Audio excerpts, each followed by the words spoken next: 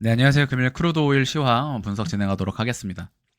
네, 지난 6월에 제가 크루드 오일의 분석을 진행하면서 추세선 하단으로부터 강한 임펄스 상승이 출현할 것이라고 이제 말씀을 드렸습니다. 그래서 67불에서도 매수를 말씀드렸고요. 2파 위치인 73불에서도 곧바로 추세선 상단을 돌파하는 강한 상승이 진행이 될 것이다라고 말씀드리면서 당시 분석 영상을 통해서 오일 가격의 뉴스가 나올 것이다. 국제유가에 대한 강한 상승의 뉴스가 결국에 후행으로 뒤늦게 나올 것이라고 말씀을 드렸는데, 오늘 보시면 지금 유가 상승에 대한 뉴스가 도배되고 있죠. 결국에 뉴스를 보고 매매를 진행하는 것은 항상 늦다라는 부분을 여러분들에게 다시 한번 확인을 시켜드리는 구간이 되겠고, 크루도일 12시간 차트상으로 지난번 영상에서 이와 같은 2파 조정 이후 3파 상승 진행이 될 거라는 부분 지금 보시면 그대로 진행이 된 모습입니다. 정확하죠. 정확하게 흘러가고 있고, 2파 위치에서 첫 번째 원투 그리고 지금 3파 치고 나가는 구간이다.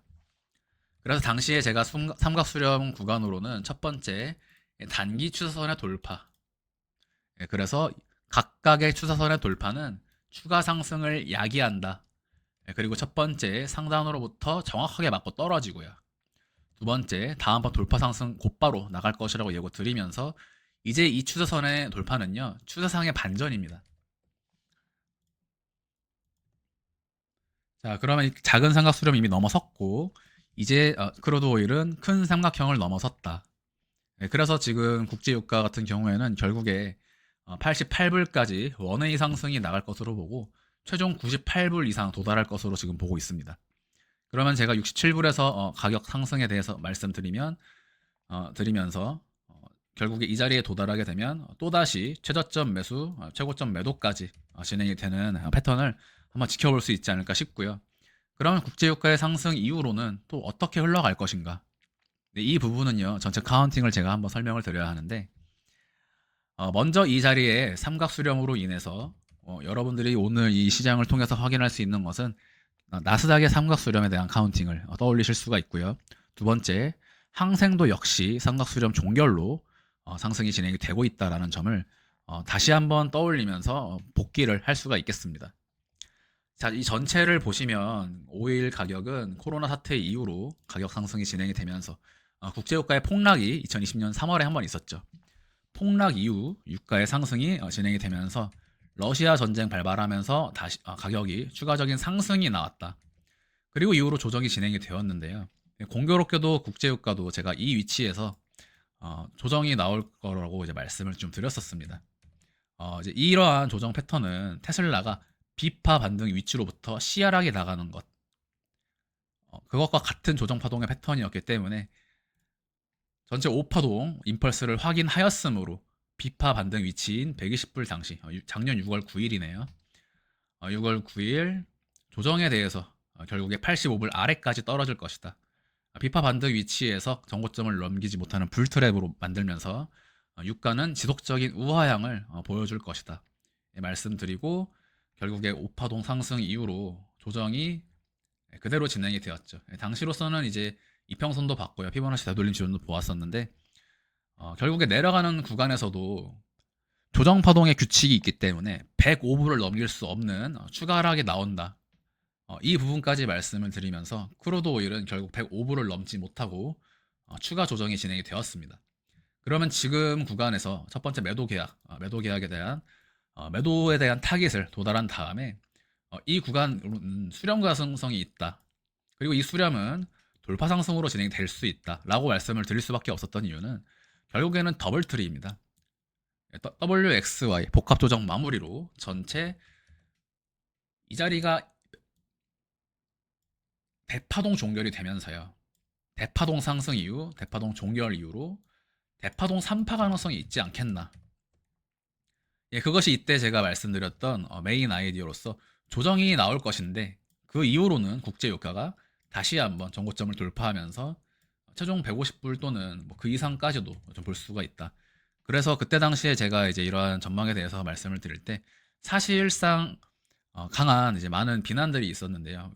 유가가 이렇게 가면 뭐 경제를 박살이 난다던가 뭐 등등의 가진 뭐 이론들로 뭐 저에게 의견을 내지만요. 사실 그런 분들의 의견이 그럴싸하기만 하지 적중이 된 적은 없습니다.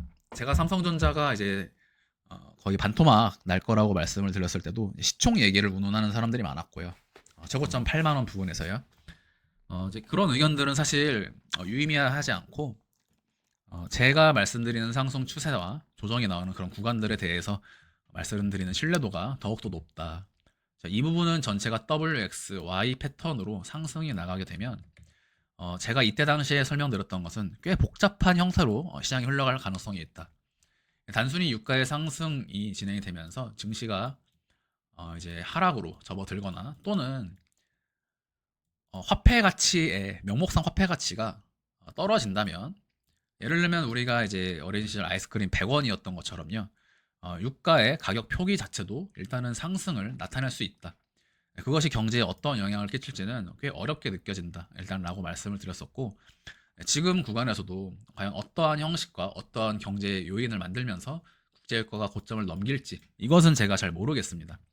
생각하는 부분들이 있긴 하지만 영상이 길어지고요. 지금은 단기적으로 추가 한파동의 상승을 볼 수 있다. 만약에 이 자리까지 도달을 하게 된다면요. 최종 5파동 상승으로 조정 이후로 다시 한번 갭상승에 나가는 즉 더 강한 상승에 나가게 됩니다.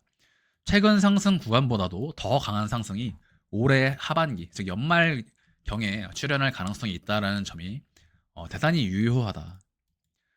그래서 그러면 이제 이런 이야기들을 볼 때 그러면 증시가 박살이 나는 것 아니냐라고 생각을 하실 수도 있는데요. 지금 시장 상당히 재밌는 구간입니다.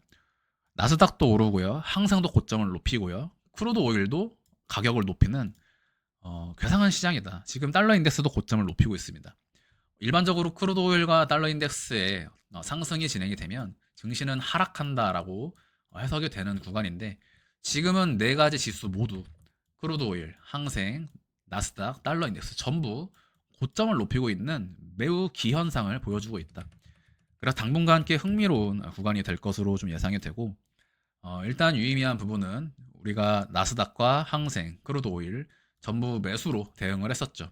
그럼 세 가지 종목에서 모두 지금 수익 실현이 이어지고 있는 구간이 되겠습니다. 단기적으로 약간의 되돌림은 나올 수 있다. 그러나 추세상의 상승이 돋보인다. 조정이라는 것은 단기 조정은 이런 식의 잠깐 조정은 나올 수 있지만 결국에는 고점을 높이면서 88불을 넘어설 것으로 보입니다.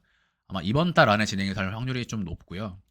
99불을 넘어서는 이 전체 상승은 올해 안에는 거의 필연적으로 국제유가의 상승이 나오게 된다.